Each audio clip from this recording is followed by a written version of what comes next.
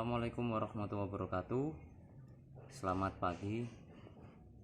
Hari ini kita akan menjelaskan sedikit. Nah, kira-kira kita belajar mencari angka dial.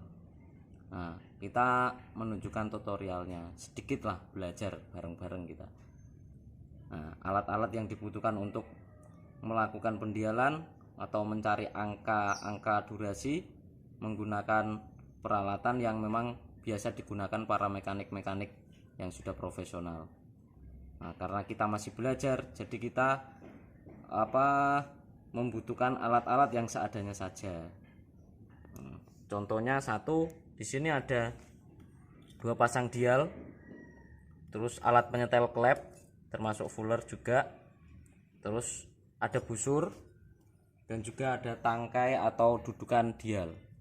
Nah, di sini kalau posisinya kan sudah terpasang, jadi nanti kita langsung aja menunjukkan cara pemasangan dial atau pemasangan alat-alat yang untuk buat mengukurnya.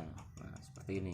Nah, tangkai dial ini harus dipasang sesuai dengan sudut klepnya atau kemiringan klep, biar angkanya tetap presisi seperti itu. Kita lanjut. Nah, ini dia tutorialnya. Pertama-tama kita harus menyediakan busur, ya kan? Nah, tapi yang sebelumnya kan pasti belum terpasang. Nah, ini sudah kondisi terpasang. Nah, pertama-tama kan harus pemasangan top dulu, top piston. Nah, top piston dengan busur biar posisinya lebih presisi memakai dial. Nah, kalau ini kan sudah terpasang, jadi kita langsung aja ambil cara singkatnya. Kita lanjut cek dial.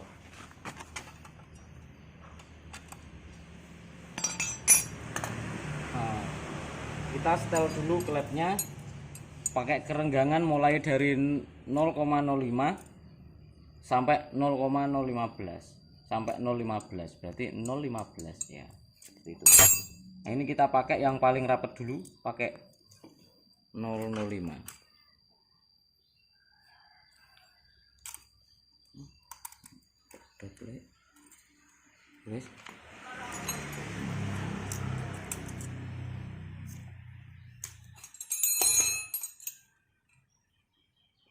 Paling tidak kita kira-kira dulu lah. Nah, paling minim itu pakai 0,05 untuk tingkat kerapatannya, supaya tetap ada jarak renggangnya untuk mengetahui bezel itu rata atau tidaknya, seperti itu.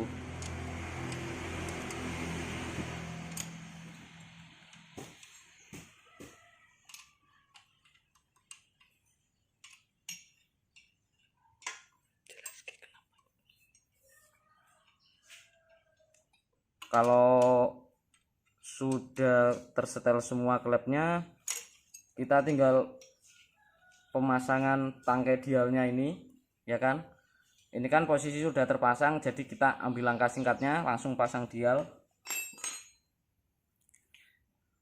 Jangan lupa sesuaikan sudut kemiringan klep atau sudut derajat klepnya, biar tetap lurus dan angka tetap terjaga.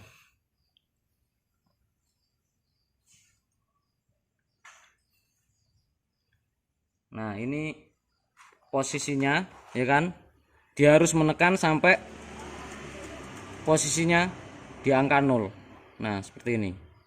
Kurang lebih seperti inilah. Ini kita belajar ya, ini.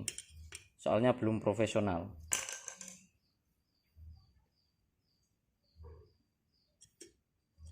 Nah, untuk jarum kecilnya di angka 0 dan jarum besarnya juga di angka 0. Lanjut ke posisi yang in.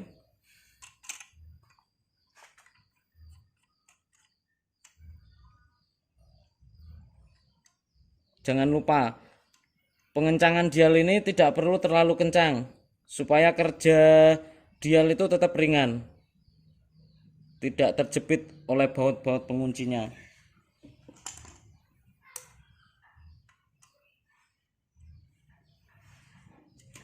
harus tetap pada posisi 0.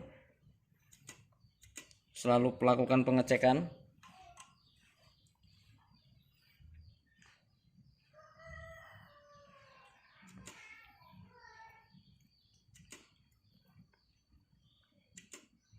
Nah, kalau sudah semua terpasang, dial di in dan juga X, kita langsung cari angkanya. Selanjutnya kita harus memperhatikan, nah kalau ini kan masih pakai sistem manual, belum pakai yang dibilang gear timing adjustable atau gear timing yang sudah modif, yang sudah bisa digeser. Kalau ini masih pakai manual, gear timing standar dicoak. Nah seperti itu, untuk mencari posisi angka yang paling sesuai. Kalau angka ideal itu tergantung masing-masing keinginan, aslinya seperti itu. Idealnya tiap mesin, tiap mekanik itu beda-beda. Jadi kita cuman menunjukkan tutorial cara mendial aja seperti itu. Ya hitung-hitung kita belajar bareng lah.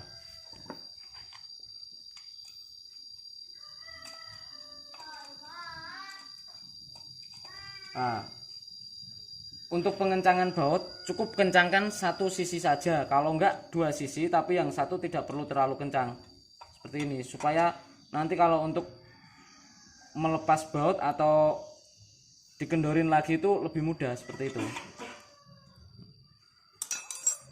Selalu jaga posisi jarum dial tetap di 0 sebelum melakukan pengecekan angka atau pendialan.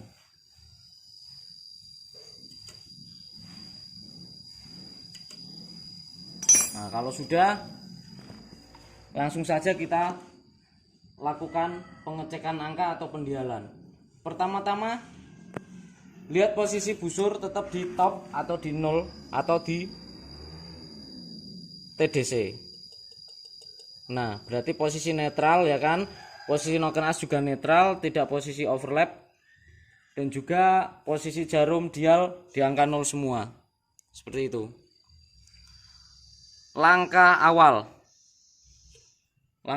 kita putar ke depan untuk melihat angka egg opennya seperti ini. Nah, kita putar ke depan mulai dari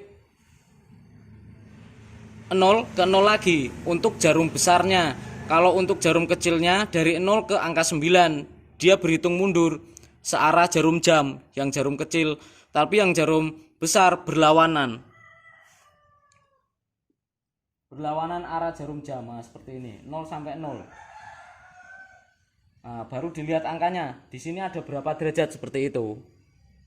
Nah, ini untuk egg open ya, maaf. Ini untuk egg opennya.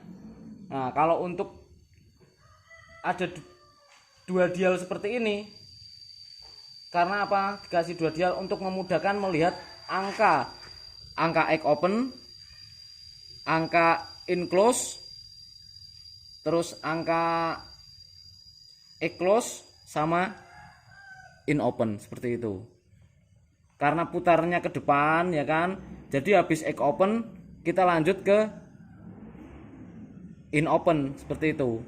Habis lihat dial yang di X, kita lihat dial yang di in seperti itu. Putar lagi sampai dial yang in bergerak. Lakukan dengan cara yang sama seperti tadi, dari 0 ke 0 lagi. Nah, seperti ini. Baru dilihat angkanya di sini ada berapa seperti itu. Nah, selanjutnya kembali ke dial yang X, kita lihat untuk pengecekan angka egg close-nya.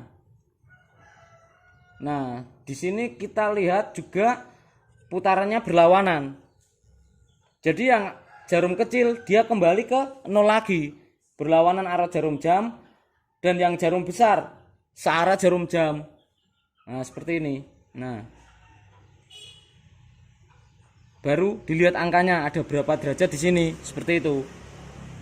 Kembali lagi ke dial yang in untuk mengetahui berapa angka in close-nya, seperti itu.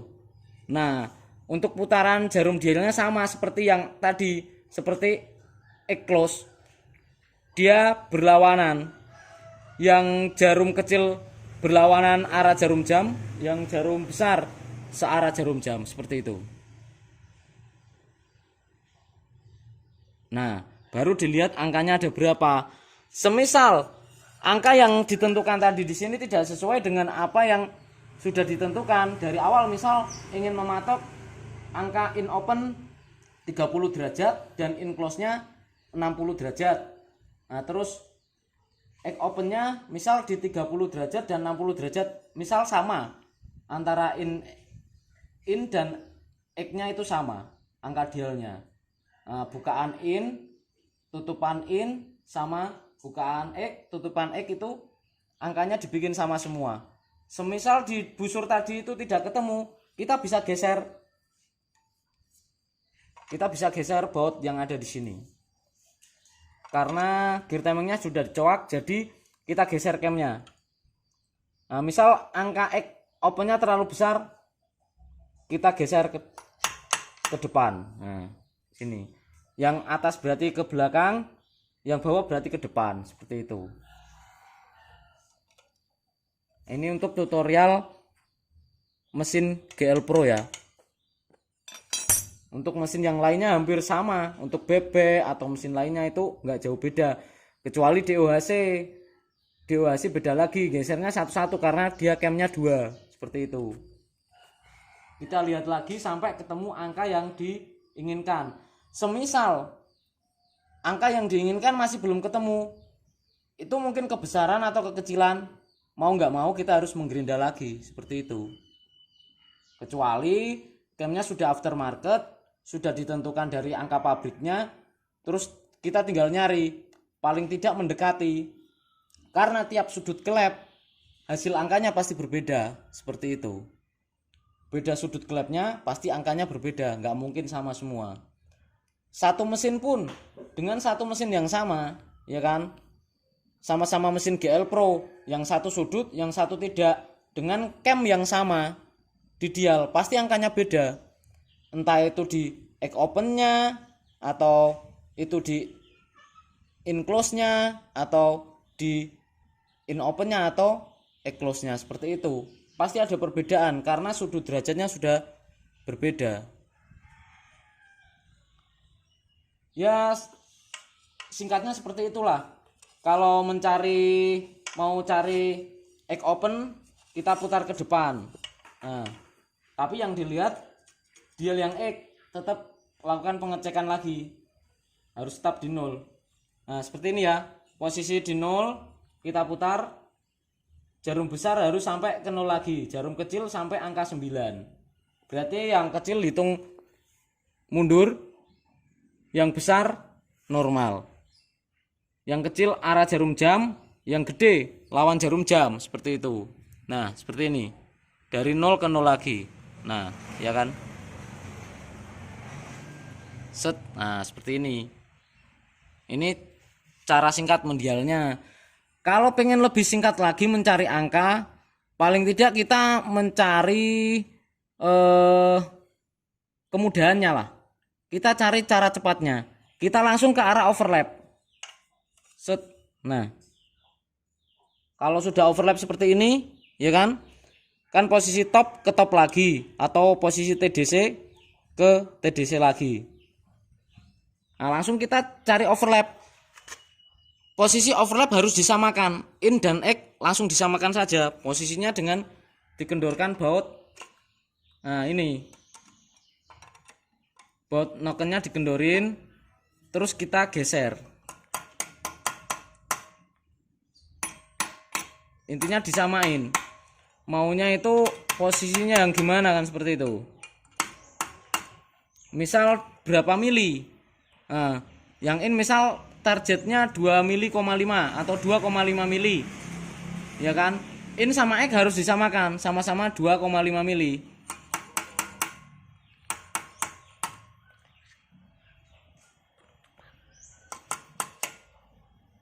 Nah, seperti ini. Kalau sudah, kita kencengin lagi, nanti tinggal lihat angka-angkanya lagi.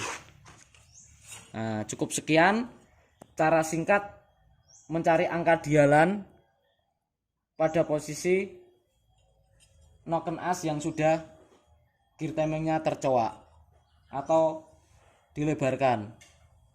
Nah,